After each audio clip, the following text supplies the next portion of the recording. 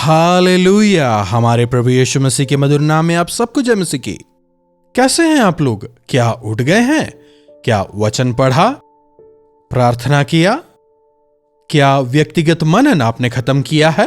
तो आइए फिर से प्रभु के वचनों पर हम मनन करें। प्रार्थना। महापवित्र पिता परमेश्वर, प्रभु एक और दिन दिखाया, एक और बार आपकी स्तुति करने का अनुग्रह दिया। आपका धन्यवाद। हमारे लिए इस संसार में उतर आने वाले प्रभु यीशु, आपकी स्तुति हो। आपकी आशीषों से हमें मामूर करें। यीशु के नाम से प्रार्थना मांगते हैं, आमीन। तो कैसा चल रहा है सब कुछ? हर कहीं देखिए क्रिसमस क्रिसमस और क्रिसमस। क्रिसमस की धूम नजर आ रही है। कैरल सर्विस हो रहे हैं, मीटिंग्स हो रहे हैं, तमाम प्रकार के उत्सवों का आयोजन हो रहा है। अच्छी बात है, लेकिन इस तमाम उत्सव के बीच में, इस तमाम उल्लास के बीच में ऐसे भी कई सारे लोग हैं जो कहते तो हैं उन्होंने यीशु को जाना है, लेकिन फिर भी उनके मन में कोई शांति नहीं, कोई तसल्ली नहीं, क्योंकि यीशु को व्यक्तिगत तौर पर उन्होंने नहीं जाना। कईयों ने उनके उद्धार की शक्ति का अनुभव नहीं किया है। अगर आपने मसीह को जाना है, अगर आपने उनके प्रेम को स्वीकारा है, तो इस क्रिसमस के उपलक्ष्य पर जानते हैं उनकी संतानों को यानी हमें क्या करना है? मसीह यीशु के प्रेम के संदेश को हर एक तक पहुंचाने का प्रयास करना है। उन दिनों में परमेश्वर ने स्वर्गदूतों को भेजा। मैं तुम्हें एक आनंद का समाचार सुनाता हूं जो सब लोगों के लिए है कि तुम्हारे लिए एक उद्धारकर्ता जन्मे हैं। ये सब लोग जो कहा गया है, इसमें आज भी कई लोग ऐसे हैं जिन्होंने मसीह के सुसमाचार को नहीं सुना है। उन तक मसीह यीशु के प्रेम के सुसमाचार को हमें पहुंचाना है। अगर हम बाइबल में देखें, बाइबल में यीशु मसीह के जन्म की घटना को हम मत्ती रचित सुसमाचार के पहले और दूसरे अध्याय में और लूका रचित सुसमाचार के पहले और दूसरे अध्याय में विवरणात्मक तौर पर पाते हैं। क्रिसमस के इस पखवाड़े में हमें इन चारों अध्यायों को दोबारा से पढ़ना चाहिए, उन पर मनन करना चाहिए। परमेश्वर ने मनुष्य जाति के उद्धार के लिए किस प्रकार से अपने इकलौते पुत्र को इस संसार में भेजा और उनकी योजनाओं को हम बेहतरी से समझ पाएंगे। यीशु मसीह इस संसार में क्यों आए? उनके जन्म के दौरान क्या कुछ घटनाएं घटीं? इन तमाम चीजों के विवरण को हम वहां पर इन चारों अध्यायों में काफी स्पष्टता से देख सकते हैं। और आज सुबह के मनन के लिए मैं आपके ध्यान को इन्हीं में से एक अध्याय पर लाना चाहूंगा, लूका की इंजील, उसका दूसरा अध्याय 10वीं आयत से। तब स्वर्गदूतों ने उनसे कहा, मत डरो, क्योंकि देखो मैं तुम्हें बड़े आनंद का सुसमाचार सुनाता हूं जो सब लोगों के लिए होगा। यहां एक चीज पर गौर करिएगा। यीशु मसीह के जन्म के द्वारा एक विशेष बात होती है, आनंद। यीशु मसीह आनंद लाए। तमाम लोगों के लिए वे एक आनंद का समाचार लाते हैं। मैं तुम्हारे लिए आया हूं, मैं तुम्हारे संग हूं, मैं तुम्हारे संग रहूंगा, मैं तुम्हारी बीमारियों को चंगा करूंगा, तुम्हारे आंसुओं को पोंछूंगा, मैं तुम्हें शांति दूंगा, मैं तुम्हें समाधान दूंगा, मैं तुम्हारे श्रापों को दूर करके तुम्हारे पापों के बोझ को अपने ऊपर लूंगा और तुम्हारे पापों से, तुम्हारे श्रापों से मैं तुम्हें छुड़ाऊंगा, चंगा करूंगा। यह जो सुसमाचार है, इसे तमाम लोगों तक पहुंचाने की जिम्मेदारी हम पर है, क्योंकि अधिकतर लोगों के पास आज आनंद नहीं है। वे केवल दिखने में खुश नजर आते हैं, लेकिन वास्तविक आनंद उनके हृदय में नहीं है। बताइएगा, क्या आप में वास्तविक आनंद है? घर में आपने स्टार जरूर टांगा है, रोज सुबह कैरल्स के गीतों को आप बजाते हैं, लेकिन क्या आपके मन में, आपके घर में वास्तव में आनंद है? क्या आज हमारे देश में आनंद है? क्या हमें आनंदित करने वाले समाचारों को हम सुनते हैं, या हर रोज केवल दुखी करने वाले सुसमाचार ही हम सुनते हैं?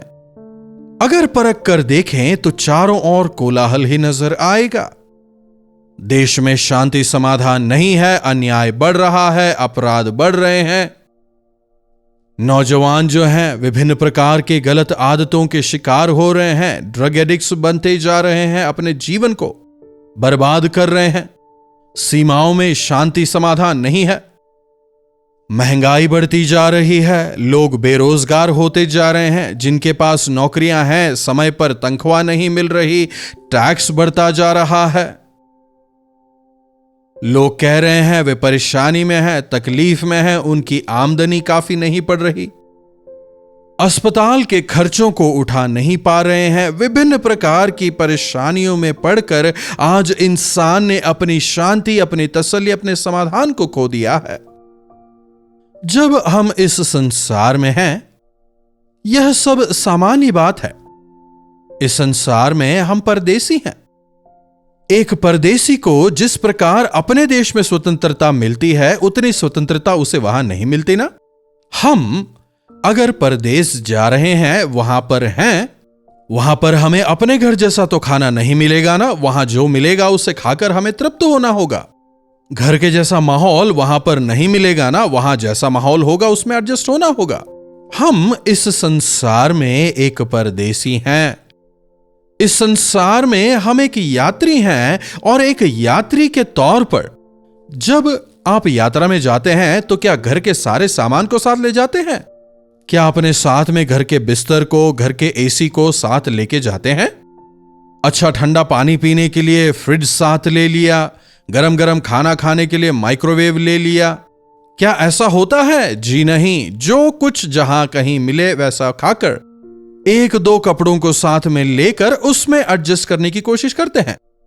इसी प्रकार से जब हम इस संसार में रहते हैं तो यह जो परिस्थितियां, परेशानियां, तकलीफें सामने आती हैं, यह समझें कि यह कुछ ही दिनों के लिए है। यह मेरा देश नहीं है। यीशु ने मेरे लिए निवास स्थान तैयार किया है। वे शीघ्र आकर मुझे वहां ले जाएंगे और मैं वहां निरंतर उनके साथ निवास करूंगा। वे मुझे वहां लेकर जाएंगे। ऐसा विश्वास जब हम में होगा, तमाम परेशानियों के बीच हम हिम्मत पाने पाएंगे, आशान्वित रहेंगे और धीरज के साथ अपने यीशु की बाट जोहने पाएंगे। हमारे लिए यीशु मसीह हैं। इससे बढ़कर हमारे जीवन में कोई भी आनंद नहीं है। अगर हम प्रभु के साथ रहें तो चाहे कहीं भी रहें, सुरक्षित रहेंगे। चाहे वो कहीं भी हो, भलाई ही होगी। चाहे कहीं भी हो, उनकी शांति हमारे साथ रहेगी, क्योंकि प्रभु यीशु शांति के दाता हैं।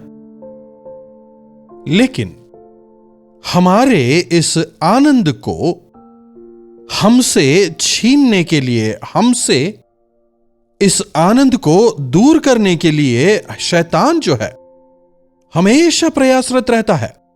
आपका आनंद जो है परिस्थितियों पर निर्भर ना रहे। चाहे परिस्थितियां कैसी भी, कोई भी क्यों ना हो, मसीह यीशु का आनंद हमारा दृढ़गढ़ हो जाए। प्रेरित पौलुस भी यही कह रहा है। वो जेल में है, परेशान है, उसे प्रताड़ित किया गया है, उसे अपमानित होना पड़ रहा है, लेकिन फिर भी वो फिलिपियों की कलीसिया को कह रहा है, सदा प्रभु में आनंदित रहो। मैं दोबारा कहता हूं, प्रभु में आनंदित रहो। चाहे घर पर रहें, बाहर रहें, अस्पताल में रहें, ऑफिस में हो, कहीं भी हो, प्रभु हैं यह जानकर आनंदित रहें। अगर आप अपने हृदय को मसीह से भर लें, अगर मसीह यीशु के प्रेम को आप परख कर जान लें, तो कोई भी परिस्थितियां आपको प्रभावित नहीं करेंगी। यीशु मसीह संसार में क्यों आए? वे हमारा उद्धार करने के लिए आए, समस्त मानव जाति का उद्धार करने के लिए आए। देखो, मैं सबों के लिए आनंद का समाचार लाया हूं। यह आनंद का समाचार सब लोगों के लिए होगा कि आज दाऊद के नगर में एक उद्धारकर्ता जन्मे हैं। हमारा उद्धार करने के लिए, हमारे श्रापों को अपने ऊपर लेने के लिए, हमें हमारे पापों से मुक्त करने के लिए, छुटकारा देने के लिए प्रभु यीशु इस संसार में हमारे लिए जन्म लेते हैं। हालेलुया। यीशु में आनंदित रहिए। त्योहार के आनंद का मतलब बाहरी दिखावा नहीं होता, बल्कि मसीह यीशु में आनंद करें। मेरे लिए उद्धारकर्ता जन्मे हैं। उन्होंने मेरे पापों को अपने ऊपर लेकर उसके दाम को चुकाया है और मुझे छुटकारा दिया है। मसीह यीशु ने जो छुटकारा दिया है उसके लिए आप आनंदित रहें। जी हां, इस संसार में परेशानियां हैं, तकलीफें हैं। उन तकलीफों को, परेशानियों को आप प्रभु के सामने रखें। प्रभु हमारी प्रार्थनाओं को सुनेंगे और अपने समय पर प्रभु यीशु हमारी समस्या का समाधान करेंगे। जब ऐसे महान प्रभु हमारे लिए हैं, तो इन परिस्थितियों से आप ना घबराएं। परिस्थितियों को देखकर घबराने के बजाय प्रभु यीशु पर विश्वास रखते हुए हिम्मत के साथ आगे बढ़ते जाएं। जो चीजें आपके वश में नहीं हैं, उनके बारे में सोचने से आपको क्या कोई लाभ मिलने वाला है, बताइए? आप कितनी ही चिंता क्यों ना कर लें, कितना ही क्यों ना सोच लें, यह आपसे संभव नहीं। इसलिए अपने बोझ को प्रभु पर डालें, क्योंकि उन्हें आपका ख्याल है। असंभव को संभव करने वाले प्रभु यीशु हमारे साथ हैं। विश्वास करें। चीजें जो आपसे संभव नहीं है, उनके विषय चिंता करना छोड़ें, उन्हें प्रभु के हाथ में सौंपें। प्रभु में आनंदित रहें, प्रभु उन्हें पूरा करेंगे। यहोवा यीरे, प्रभु उपलब्ध कराएंगे। मेरी जरूरतों को वे पूरा करेंगे, मेरी कमी घटियों को वे पूरा करेंगे, मुझे आगे बढ़ाएंगे। मेरी स्थिति, मेरी परिस्थिति प्रभु जानते हैं, यह विश्वास रखें। ऐसा विश्वास रखने वाले प्रभु में आनंदित रहने पाते हैं, दृढ़ता से बढ़ने पाते हैं। एक और बात यहां पर गौर करने लायक है। देखिए, ये जो स्वर्गदूत आए हैं, वे आकर क्या गा रहे हैं? 14वीं आयत कि आकाश में परमेश्वर को महिमा और पृथ्वी पर उन मनुष्यों में जिनसे वे प्रसन्न हैं शांति हो। वे शांति देने के लिए आए हैं, इसमें कोई दो राय नहीं। यीशु मसीह के जन्म का जो सुसमाचार है, यह शांति का समाचार यकीनन है, लेकिन किसके लिए? यह सब के लिए एक आनंद का समाचार है। सुसमाचार जो है सबों तक पहुंच रहा है, लेकिन शांति समाधान सबों के लिए नहीं है, केवल जो उनके प्रिय हैं उनके लिए, जो उनसे प्रेम करते हैं उनके लिए, जिन्होंने अपने आप को उन्हें समर्पित किया है उनके लिए, जो उनकी इच्छा को जानकर उनकी इच्छा के अनुसार जीते हैं, उनको शांति। यीशु मेरे जीवन में आए जब आप कहेंगे, तभी आपको शांति मिलेगी। प्रभु मैं अपने जीवन को आपको समर्पित करता हूं कहेंगे, तभी शांति मिलेगी। अपनी समस्याओं का समाधान अगर आप ही निकालने का प्रयास करें तो आपको शांति कैसे मिलेगी?